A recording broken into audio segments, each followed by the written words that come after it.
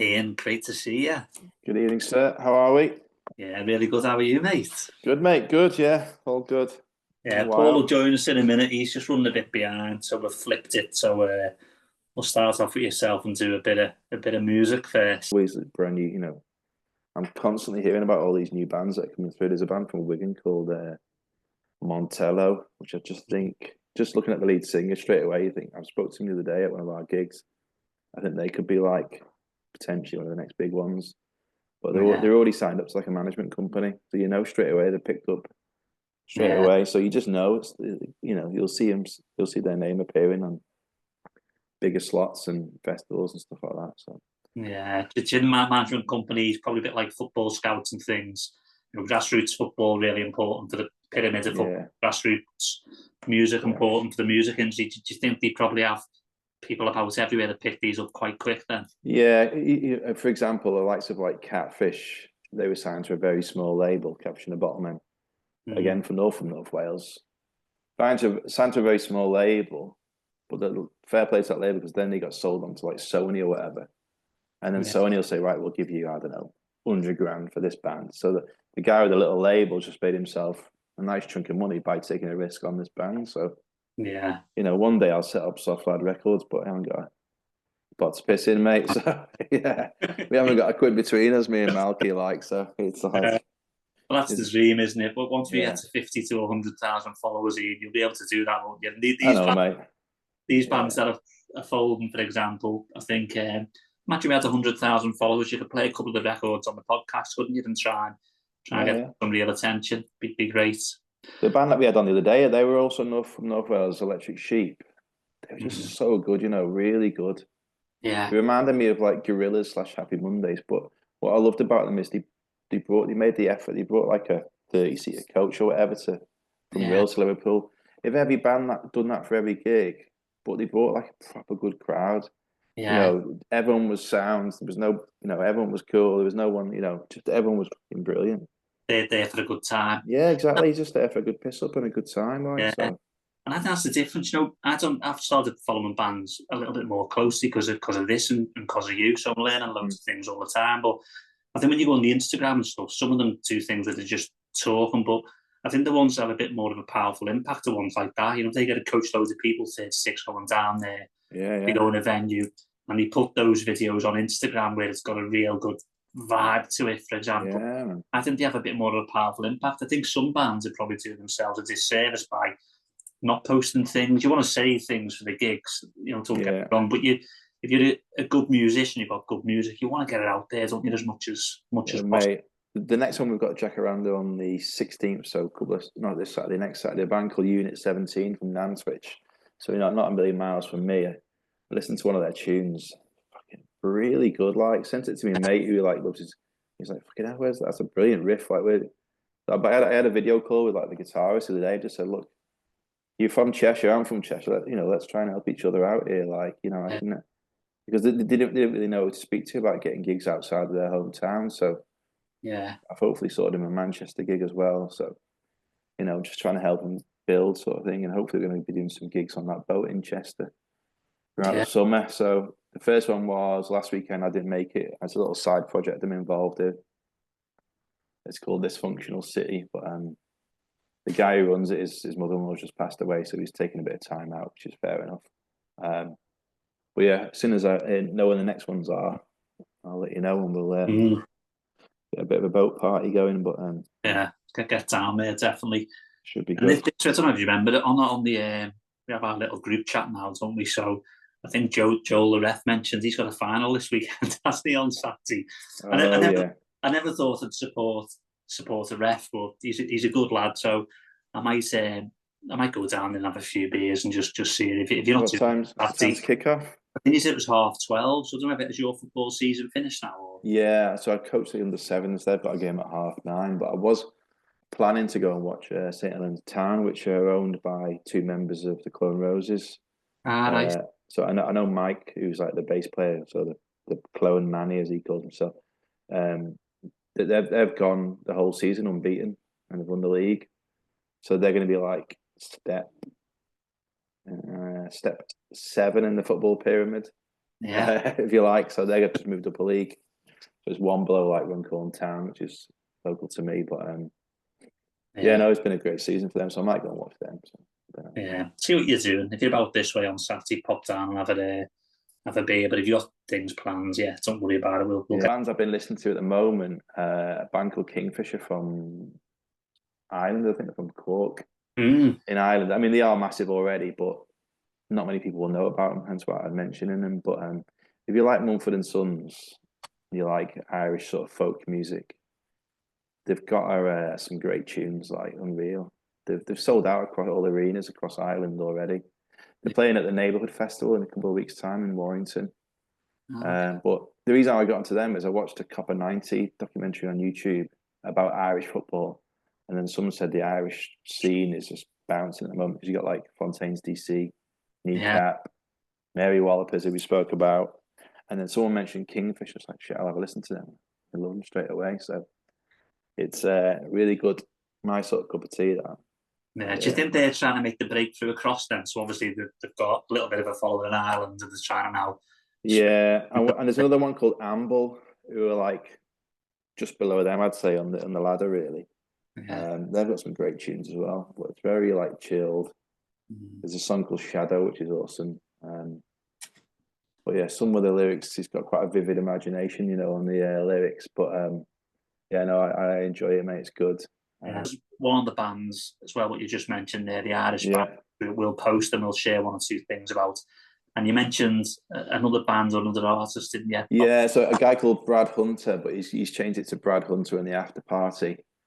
So Brad played on his own band, played at Cash with us about 2 years ago. And then he went off to Australia for like 2 years, got married, been traveling for 2 years. And now he's back with his new band. He played at Jacaranda a couple of weeks ago with Electric Sheep. I'd never actually met him in person before because when he played at Cash, I was on holiday. And I was walking up to the Jack with my usual rider, box of bud for the bands. I was like, Brad. I was like, we've like been speaking for about 4 years, off and on. Never actually met him in person. So there he was, just outside the Jacaranda. Yeah. He's like, we're getting them back at Cash on June the 5th with Scal, who is the band I work with. So that should be really good. And then we're hoping to get down to Shrewsbury to support him with my band, Scal. So hopefully, but no, his solo stuff's really good. I'll post some links on the group. And then he's just brought out a new tune, and I think it's called Painkiller. It was. When you mentioned him, I googled him. There's a clip on Instagram which I love, which I thought was brilliant. Sounded dead good. And I don't know whether he's in the back of a camper van or whatnot, and he's just strumming away, and he's got a boss bit of beat scenery in the background, and it's just a little session with him singing. But it sounds brilliant. I thought that's the way to do it. That for me. I know, exactly, mate. It just gives some people to look at, but he's just, a really good guy. Oh, there it is, mate. Yeah, I'm looking at it now. I think it's the one in Wales, actually. Yeah, it's good. I watched it all the way through and thought, great back. Yeah, it's that. You probably can't see it. Yeah, I can't. No, that's it. Yeah. It's not whether he's in a camper van or whether he's in his car or what, but I thought so. The song was great. He was great, and a little bit of video footage I thought was really good as well. Yeah, more bands should do it, mate. I keep saying, but I sound like an old fart, but the youth today don't want to listen to me, do they? You know what I mean? It's like, but no, Brad is awesome. I think he's a good lad. Hopefully, we'll do some more stuff with him. And if you're good at doing something, you want to showboat it, don't you? That's exactly, mate. From what he's done there, I think, that can grow arms and legs. So he's playing at Cash June the 5th. We normally do the last Thursday of the month, but Scal couldn't make it, so we're doing June the 5th. And then the last Thursday in June, so we've got 2 in June at Cash. As I say, when podcast is up and running, obviously you're always welcome. There's always free entry. Yeah, we could do a podcast upstairs in their in jazz room or whatever. But I think that's a brilliant idea. That I think we'll. I say the big plan. What I've got, what I'd love to do, which I've started positioning these people for, is for the new footy season, get the guests on as well and just see where we can take it. And I think what you suggested is a brilliant idea. Do it from Catch, for example, where you've got the bands on. You can do a little bit of video footage. We can do some of our podcasts. I think you said upstairs one time. We can mix it a little bit, can't Yeah, no. But Paddy, the owner, so supportive. He has like cover bands Friday, Saturday, Sunday. He has like a tea time slot on a Saturday as well, so people going out day drinking. Yeah. They've just got a brand new beer garden out the back as well. It's a great venue. Paddy's really supportive. He has been for years. So yeah, no, happy to. But yeah, he'd be more than happy to. He has a jazz night on a Wednesday as well. If that's your bag, but Don't mind a bit of jazz, but not really yeah, bad. And the things like that you can have a few beers too, can't you? You can sit and yeah, have of a few course you can, beers. mate. You know what I Got a mean? good beer selection as well. Yeah, no, You always have good. we'll definitely get down here, especially Jacaranda as well. That's for me. It's 15 minutes on the train, so we can jump along and Yeah, next week Saturday we're there, 16th. That should be good. yeah, that's it. Well, great session that as always, Ian. I thought that was brilliant this week. Really, really good. Entirely up to you. Feeney, I think, will join us probably around half back. What time are we now? Sorry. I'm here. Oh, he didn't even see you. When did you come on? Did you creep on? Did you? No, I've only just got on. I've been on right away. Sat in the background creeping. I was thinking, you lazy. Just sat there. I'm doing all the work here. Pouring the pints, pouring the drink. Oh, good lad. Yeah. Is it a real one or one of your 0.0s? It's one of the notes. Is it? One of the notes. It's a midweek. It's a school night, isn't it? So. Oh, get out of it. You need to. It's pump week. You need to break the week up, don't you? Oh, fucking. Thursday night is my cut off normally. Monday, Tuesday, Wednesday, yeah, no beers, and then Thursday. Yeah. It's funny when we used to go out quite a bit, Feeney, didn't we? I think we love Thursdays, didn't we? Well, we started Wednesdays, if you remember, because you used to play footy in town. So we go the railway on Tyburn Street, have a few down there. And bear in mind, I used to work in the big sandcastle building in Liverpool. I don't know whether you know it, but there's a pitch in there, a five-side pitch, and there's a subsidised bar. So a pint of Stella's about £1.40, and this is back when Stella was good. Yeah, when it was 5.5 or 5.2, whatever. Yeah. So we're talking like 99, 2000 here kind of stuff, and day with the days. That's when the weekend started for us. Wednesday through to Sunday it was. We had Monday, Tuesday off though, which was quite good, wasn't it? Was it pointless 3-day bender or weekend in paradise, as the song goes? Yeah. Yeah. Flipping hell. I have 1 or 2 nights out now and there for the week. Yeah, I did that weekend in Belfast. Honestly, it took me about 3 days to recover. Just like 2 12-hour sessions of drinking. Like, man, I felt like I'd been hit by a bus on that Monday. I'm normally all right for the first 12 hours and struggle on the second 12 hours now. Yeah. I didn't eat anything on the first. I had like 2 bags of McCoys all day. And I couldn't be asked getting anything to eat, but highly recommend it, mate. Great city. And the following 12 hours, then first couple of pints are the tough ones, aren't they? But once you pass it, you go, aren't you? Once you got the old flavour back on, it's you're back in the zone then. Yeah, I like it. Good days. Well, entirely up to you, Ian. We're going to do a bit of footy talk. You're more than welcome to stay on, jump off, whatever you want to do, bud. Yeah, I'm going to probably watch the Arsenal game, mate. I listened to Kingfisher and Brad. Was it Brad in the after party? Yeah, and I say week Saturday we're at Jacaranda. So, I'll be on the door if you want to pop down for Swifty. I don't know if you guys know this, but it's free parking after 6 in Liverpool. No, it's been fucked off. You're joking? Council have just fucked it all off. So everyone's having murder about it. And this all started realistically because of the Everton Stadium. So all the North End basically has been put under kind of football rules, so match day rules. But they've done it 365 days of the year. So you've got the black stock market that's, pumped millions around Vauxhall and stuff like that. And they're saying you're literally just killing all. There's no reason to have it any other day apart from match day. No reason whatsoever. Because around there is absolutely dead. And it will be dead off, apart from match day. So apparently there's been a big backlash over that. They've rescinded that temporarily. But on the flip side, they went, oh, by the way, after 6, if you're parking in town, you're now going to get charged. So, yeah, load of shite. Oh, mate. That was one of the things when bands are coming in, you having to pay, turn up in a van, you have to pay 15, 20 quid to park. Yeah. Madness, absolute madness. And especially, majority of places in town, you can't park anyway because it's just busy or there's not enough road space. The only places really where, it was great for is it's almost like the north end, heading towards the Catherine Street and places like that. You'd always find somewhere where you could park, and the streets were big and wide enough to handle a flow of traffic. But it's just madness. It's absolute madness. You know, if you're trying to drive people out of the city centre, that's the way to do it. You know what I mean? There's got to be some kinds of exceptions for like entertainers and artists and things like that, because otherwise they're not going to be able to do it. It's as simple as that. And trying to get a late train back to Runcorn on a Saturday is like the last train's like 9:30, 10 o'clock. Imagine trying to do that with all your gear. It doesn't work, does it? Right, I shall leave you to it. Brilliant as always. See you later, guys. Cheers, Iain. Catch you later. Bye, mate. Bye, mate.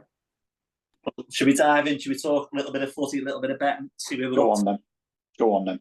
So, position at the moment for our pre-match team and our betting, we're minus 3 units, minus 15 quid for the show so far. I think most of the picks haven't won, but we've had one winner, haven't we? So coming to the end of the season, we're going to see if we can get a few wins in and try and finish in profit. What do you reckon? Have a go. Look, things can only get better, Cole. You know, we got that winner in, pulled it from out of our arse. So yeah, let's see what the boys have got. Yeah, that's the song, isn't it? Things can only get better. Right, let's see what they've picked this week then. So the lads, what they've went with. We'll start off with Danny. Again, we're not picking 2-1 or 3-1 shots. They're going for it. So Danny's went with Forest to win, home to Leicester. Newcastle to win, home to Chelsea. Quite tight, that one, isn't it? And then he's went for draw, Liverpool and Arsenal. What do you think? That point of the season, isn't it, where it's difficult to judge stuff. I think obviously Chelsea are going and Newcastle are going for the Champions League spots. So the Newcastle Chelsea one, isn't it? That's the hard one. That's the hard one. Will Chelsea's tails be up after last week? Newcastle are home now. Always, generally really good. They have slipped up a couple of times, but yeah, that's the real difficult one to call. To be honest, mate, the way I've got on the predictor lately, I've got no fucking clue. I fancy Newcastle home to Chelsea. I do. I know they're neck and neck, but I think a little bit like you, the home form Chelsea. I think the fans are getting a bit restless at the moment with the manager there and the style of football, what the player. I don't think it's a happy camp. Whereas Newcastle won the cup, seem to have a bit of momentum. So I would go Newcastle. I think for me, the risky one is Liverpool, Arsenal draw, because we've won the title, haven't we, Liverpool? And you just don't know what side's going to turn up, who he's going to pick, whether he's just going to give a few players a game. It's like, we're on the beach now, aren't we? Liverpool, really. Although there's players still playing for the places next season, that's what I would say. Yeah, a little bit. And to be fair, what I would say is this: if I was Slot, I'd go with this game or this game alone, all guns blazing, because this is the game where you can kind of say, there's been a few naysayers about this season. It's been too easy and this, that, the other. If he dispatches the closest opposition and does it in style, you can just turn around to them and go, you can all fucking do one. It's as simple as that. So I don't know. I wouldn't be surprised if he starts really strong, because again, one of the things he won't want is he won't want Arsenal coming to our gaff and winning the game either. We won't want that. He want to make sure we're finishing well there. I'd imagine against Brighton, he might drop a few players again, and then he might do enough to win the game at Palace, last game of the season. So I don't think everyone's going to be on the beach and stuff like that. There'll be players looking forward to Sunday and wanting to show the world and show the league that we've won the league because we absolutely deserve it, which they absolutely do. Yeah, no, I get that. It'd be interesting with Arsenal as well, depending how Arsenal get on tonight against PSG. I fancy PSG to obviously win. Cracking side, doing really, really well. How will Arsenal respond? But yeah, a bit for Liverpool, it's trying to lay a marker down for next season by beating Arsenal. But the same for Arsenal as well. They'll want to show that they're closer to Liverpool than what people think. So maybe a draw, it might balance out on that basis. Although watching Liverpool against Chelsea, maybe they looked a bit hungover to me. But again, I think it was not a match. It was more for Chelsea had everything to gain, didn't they? Whereas we didn't have not to play for, really, I thought. No, and I think even as a fans, we're going into it, we're a bit like, we had a great week the previous week with the Spurs game. Everyone had a great time. So yeah, maybe it just was one of those where it's, bit of a hangover after it. But different about Sunday, and again, I guess where Liverpool have got to be mindful. Yes, Arsenal got that game tonight, so obviously we're recording it'll have just kicked off, I think, won't it, the game? By the time we're recording. Depending on what happens in that result, City are only 3 points off Arsenal. They've got quite an inferior goal difference compared to Arsenal. So, they're looking over their shoulder now and going, fucking hell, what was the phrase I seen the other day? Arsenal finishing third in the 2-horse race, which could still happen kind of stuff. I'm gonna put my neck on the line and say I just can't see how Arsenal qualify for the final tonight. I really don't. PSG, seeing Liverpool play them at Anfield, and PSG, and especially in the first leg, they're one of the best outfits I've seen in years. PSG, one of the best sides. They just look quality all the way throughout. Enrique's got them drilled. He's got the players really playing, with some of them, as they should have been playing. Dembele, we've always been waiting for him to kind of kick on and really be the player we thought he'd be all those years back. But yeah, I think it's going to be a weird one. I think Arsenal get beat tonight, or at least not qualify. And I'm going to put a Liverpool win on Sunday, just to compound the misery, hopefully. Yeah, I fancy PSG. I love watching them play, the way they play, they take chances. But what I will say is, Villa were a whisker away from knocking them out, and we were a whisker away from knocking them out. So they haven't been, playing sail, and that's by any shot of imagination. And I think Arsenal will have a good go. But yeah, I think like you, the up top, especially in them wide, and the fullbacks for PSG, they get in the box, don't they? It's refreshing. Good to see that. So many. I don't know if you've seen the overlap this week with Booth Hullet on it. I thought that was a good one as well. He was talking about players getting one-on-one and driving into the box. I think Gary Neville says we've been on about that for 2 years, and I thought, I haven't heard that on any of your interviews, but anyway, and he was on about it, and I think that's what the PSG teams do, don't they? They commit players, don't they? They drive into the box. I think they're great to watch. Yeah, well, it's part of what Enrique does, and it's no surprise when you drill a bit into the stats. He likes his players to dribble. He likes his players to get at the teams, and it's no surprise that I know he had that break where he was out of football for a bit, but in the two main teams that he's managed, they're both highest in the dribbling stats. So he wants players on the ball, getting forward at the opposition. Yeah. Absolutely that kind of thing. There was an interesting one last night, and good that you mentioned about Neville there, and how all of a sudden, he was talking about the boredom of football and things like that. Henry last night on CBS, I don't know whether you've seen this one. He said, he was grateful for the game last night because he's been bored of football for 2 years. And again, I think really this is something that a lot of the football fans have been saying, but now the pundits are only just getting onto the kind of thing. And we've talked about it on previous ones about how maybe Guardiola ball has took the fun out of football, and maybe with ties like last night might start becoming back. You never know. Yeah, great match last night, weren't it? Really, really good. And I don't know why, but the European games for me have been better than the Premier League games by a long. I don't know if the Premier League became a bit like the old Italian league, dead tactical and dead organised and that sort of thing. Whereas the European games, I don't know if it's cup football, there seems to be a bit more freedom, where it's a bit more gung ho. But I've enjoyed the European games far more than the Premiership games. Certainly, the last 4, 8, 12 weeks or whatever they've been running. Yeah, I'd have to agree with you there. And I think some of that. I was always a bit of an advocate for the away goal rule. I always enjoyed it. I think it's only really in the last 2 years where that hasn't really bothered teams anymore. And I used to think of some of the ties that Liverpool were involved in, like the Chelsea tie where we did get knocked out, but it was just a hell of a couple of ties, where it's just tit for tat going at each other. But I think the referees are a lot better as well. The referees want to keep things playing. last night with that one where Barcelona was screaming for a foul, when you actually looked at it, there's no way you should be going down off a touch like that kind of thing. So the referees want to play, keep the play going. Then they're just running the show a lot better. And I think Joel's said this on previous pods as well. Joel's come on and said, they just seem to want the game to flow a lot more. And, it's even like the VAR and stuff. I know there's still some delays, but even the VAR, it's quicker, it's snappier. It doesn't feel like it's the detriment of the game in that sense. Yeah. Whereas in the Premier League, it still feels that way. I agree. That European game last night in the Premiership, they would have stopped some of them things for 10 minutes, wouldn't they?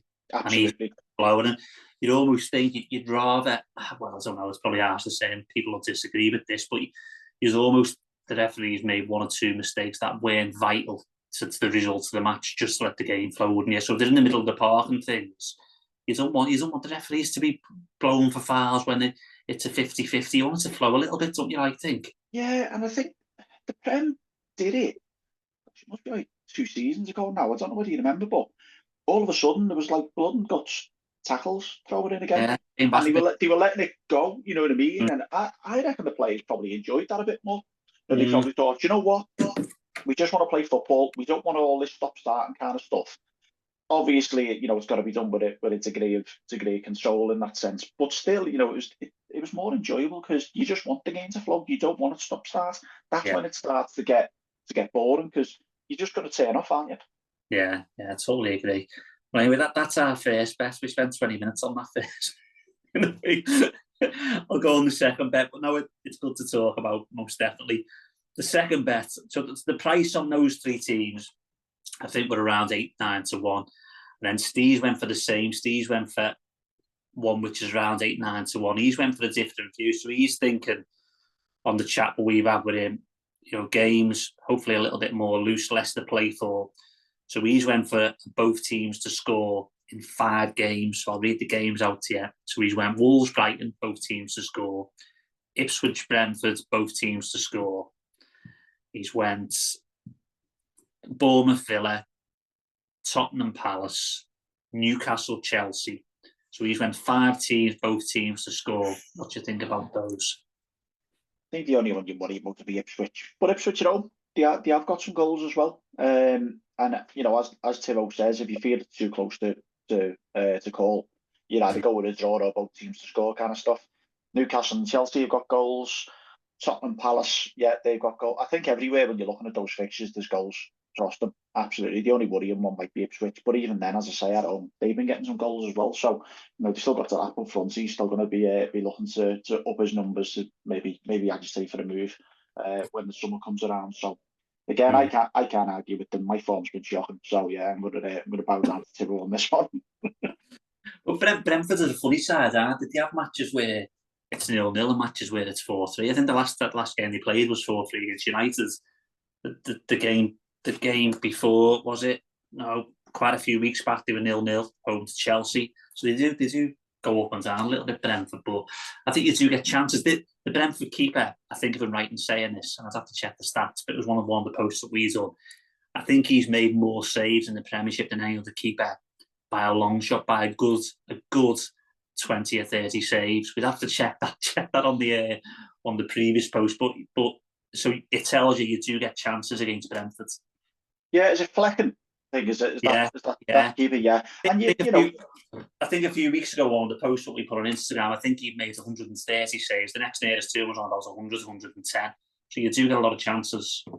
Yeah, and you can imagine that being the case. You know what I mean? You like to your, I guess I like to your Brentford's, Palaces to a degree. You'd expect their keepers to be making more saves, and you touching on the fancy footy, you see it in the fancy footy. They're coming in with like 6s and 7s, even though they conceded, because they made that many saves across the game as part of it. So, yeah, well, they're our picks. They're both about 8-9 to 1. So one of them wins, we're in profit. One of them loses. We're under a bit of pressure, aren't we? We're always under pressure, Cole. It's the way we like it, the way we roll. I said to Iain, obviously, next season we're going to mix things up a little bit, get a few people on as well, so make it a bit more interesting. We're probably on a bit more time for a bit more football chat. So what's in the news this week? Let's see what we've got. Trent, obviously Liverpool fans, we have to talk about Trent, don't we? Are you bothered now about Trent, or are you not bothered? I think really, mate, we all knew the writing was on the wall months ago. As Liverpool supporters, we all knew, and I think every one of us kind of said, if you're going to get your 2 out of your 3, you want your Van Dijk and you want your Salah kind of thing. I'd say, I can see both sides of the argument. I really can. The only thing for me which doesn't sit right in my eyes is that he has come out in the past and said, if Liverpool are doing well, I don't need to move anywhere. Well, you're leaving a Premier League winning side to go to Madrid, who by and large might win nothing this season. So what's that about? But look, if he wants the new challenge, he's going to Madrid. Madrid will always bounce back even without Ancelotti. Obviously, depends if you get him, but Flick's doing well there at this moment in time with Barca. Barca look really strong again. So will he win? Straight away. He might win the Club World Cup. You just don't know with Madrid. Chances are that that could be his first trophy. But yeah, I think for me, maybe peace with it.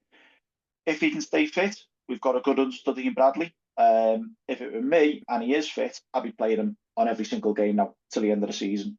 I think Slot was spot on with what he was saying about these 4 games. In that, this is 4 games you now got to prepare for next season, and that's exactly how we should treat it. So I would have no sentiments in that sense.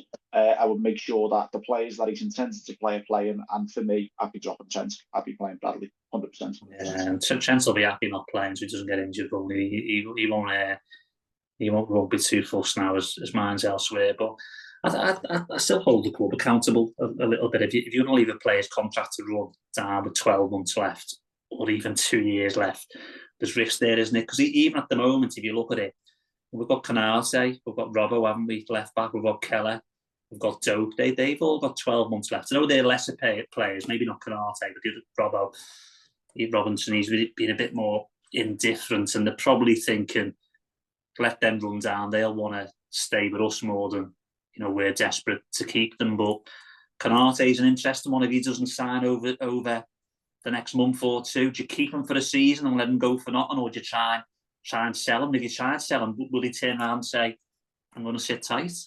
Well, it all depends. It depends on a couple of things. Firstly, is your recruitment. So if you do manage to get someone in, if you sell Canate, you're then going to need to get 2 centre-backs in. Is that entirely possible? If you don't sell him, whoever the buying club is, and we know, again, one of the reasons why we talk about Canate, and I've said I've got no problem with the fact that he may leave, is that he's never been shy to say, he'd love to go back to PSG. That's always been something that he's talked about and he's been open about. So I kind of go, well, fair enough. We knew that there's no way PSG are going to come in and put a bid in at the end of the season if they're going to get him on a free in so much time. There's just no way that's going to happen. So it may be the case that he does rush a contract down, but in that sense, I think it's a bit different to Trent, because he's always kind of said, that would always be his wish. And to be fair, that's if PSG want him. If PSG, they might think there are better options out there. So just a wait and see. And as you rightly say, it's a lot different to Robertson, because I think if Robertson was offered a contract, I think he'd sign it. It's whether we want that to be the case. I think we've all seen he's not the same player as he once was, which he's run himself into the ground for the club, and that's not an attack on him in any way, shape or form. He's a great servant, but I think if you put a year deal in front of Robertson, I think he'd take it. Joke's going to be an interesting one. It's whether the club feel that he's got enough about him, and if he can really challenge Salah in the long term, whether that's an actual thing. And again, depends on the recruitment who comes in. If there's someone that they're looking to go, well, actually, we need you to be pushing Salah now on that flank. So yeah, it's going to be an interesting summer, 100%. Robinson's, I think, only just turned 31, so he's only young, and I know his season's been a little bit indifferent. He's made a couple of mistakes, but I think given his experience, I'd certainly give him a new contract and keep him there, because if we're going to have a left back in, it's either him or the fella that's going to go, isn't it? It's going to be one in, one out, isn't it? Costas, yeah. So, and I guess you still want to have a degree of strength, and I guess at this moment in time, if you're picking Robertson or you're picking Costas, you pick Robertson. It's as simple as that. It's as simple as that. So it depends on that case. Moves on that.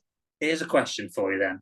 As Liverpool, if we kept everyone, how many do you think? It's mad saying this, isn't it? Because normally a title winning side, you don't turn around and say you need 2, 3, 4 players, but it's a bit weird when you look at Liverpool teams. You can see loads of improvements, which I think is probably a good thing. But in terms of transfers, how many do you think we need, and how many do you think we'll get if we kept everyone?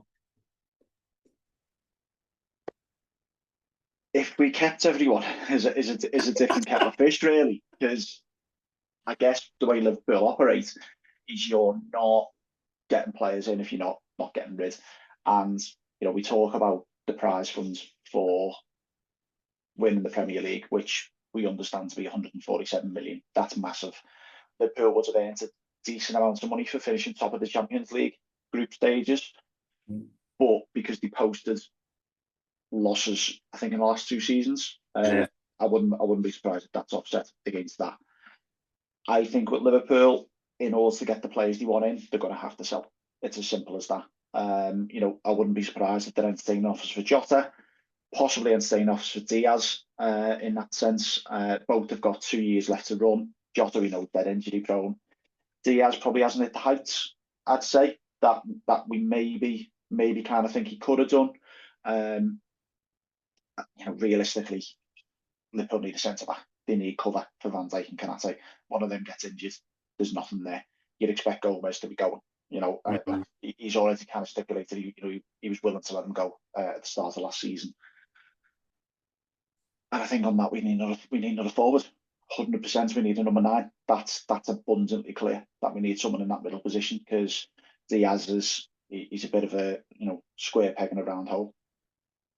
Would you keep the same? We need a left back then. We're going to get a left back in. It's strongly linked, isn't it? We need another centre half. We need a right back. There's 3 players. You want a centre forward? There's 4 players. What about the midfield? Happy with the midfield? Are we keeping that the same? I'm all right with the midfield. Probably need. If he gets rid of Elliott, we're going to need another one. And I guess this is all what we say about the players coming in and coming out. It's going to be a rare occasion where you play a midfield like what he done against Chelsea last week. The fact of Endo, Jones, and Elliott very rarely going to start a game at all the same time. So again, it depends on the outs. If he gets rid of Elliott, that could bring in potentially 50 million. If that's the kind of sums we're looking at. But then you need to get someone in. You've got to get someone in. Endo, what's happening with him? Might he stay? I don't know. He might decide he wants regular first team football. Would anyone pay 50 million for Elliott?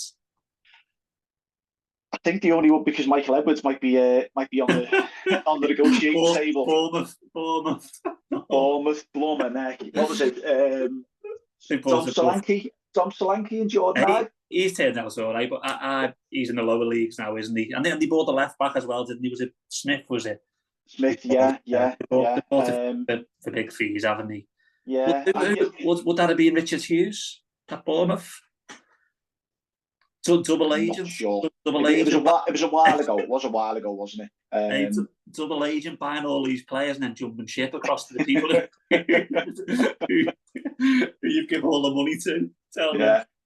But they were a while ago. But we need a right back, but it's what you're going to get in, and that's the thing. It's what you can get in for not paying much more money than what you already are.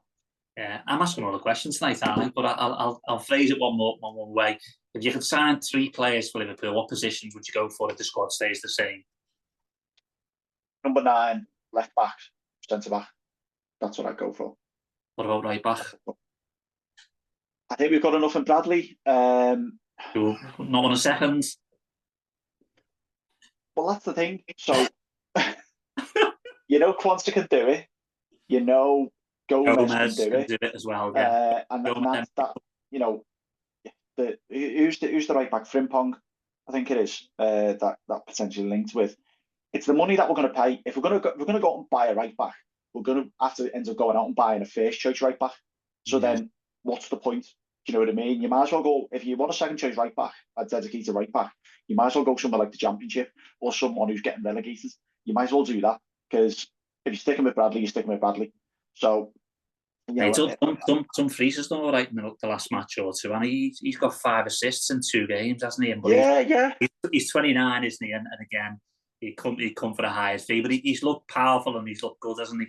Yeah, he has. Yeah, it just doesn't fit the profile. And yes, we were talking about that last night. We were all watching the match, but yeah, he has done really well, but doesn't fit the profile. I mean, again, they might go, and they've done it with other players at times. They might go, do you know what? He's 29. If Inter are willing to listen at a sensible price, and when I say sensible, I'm talking like 8 million or something like that. Club might go, do you know what? Might be worth just getting him in and helping Bradley along, because I think the injuries are a worry for Bradley. We talk about he's had growing pains and this, that, the other, but it also needs to be like different injuries as well. which is, you know. There was something on one of the pages probably a month or so ago. A lot of our loan players, the young players, they all seem to be picking up injuries and bad injuries at the moment. I don't know what that's all about really, but I think what will be good about this is we have got a couple of experts lined up for the summer onwards who can answer these questions for us as well. So people who are more better positioned for us, we can warm up these questions, can't we, as well? But it's good to talk about it. So go on, right back at you. What would be your three positions? I think for me, I think we definitely need a right back. I think you can make do with the two left backs for one more season, but we're going to, by all accounts, go for that Bournemouth left back, I think. So that'll be a left back in. And I think we'll get a centre half as well. I think you can make do. We've got 6 forwards, haven't we, effectively? So I think, like what you said, if we sell one or two, Jota goes or Diaz goes, they've replaced them like for like. And I think they'll do that in most positions. If some of the midfielders go, they've replaced them. But I think they'll definitely sign a left back, a right back, and a centre half. But I think the other positions, it's going to be one out, one in. I think maybe. Yeah, it's a good shout. And you know, it depends what we have for Nunes as well. We haven't even mentioned him. You know, he is going. Nunes, did you say? Nunes. We haven't even mentioned him. In the interview with Nunes, where they ask him about moving somewhere, and he goes Saudi, and he gets dead excited. Have you seen that interview? He wants to go to Saudi for the money, doesn't he? Well, you know, I think all the talk around, you know, around Christmas time when the transfer window was open was that, you know, Saudis are willing to do business about 70 million. If that's the case, you've got to bite their hands off.